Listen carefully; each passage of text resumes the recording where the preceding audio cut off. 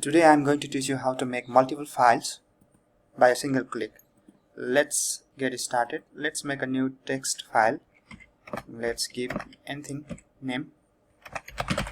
Okay, so let's type some codes, that is MD, and write the name of the folder. Okay, folder 1.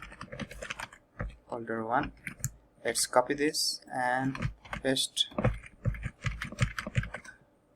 couple of times, and let's make this folder 2, folder 3, folder 4, folder 5, folder 6, folder 7, folder 8, and let's save this. Let's save as with any name, can be any name,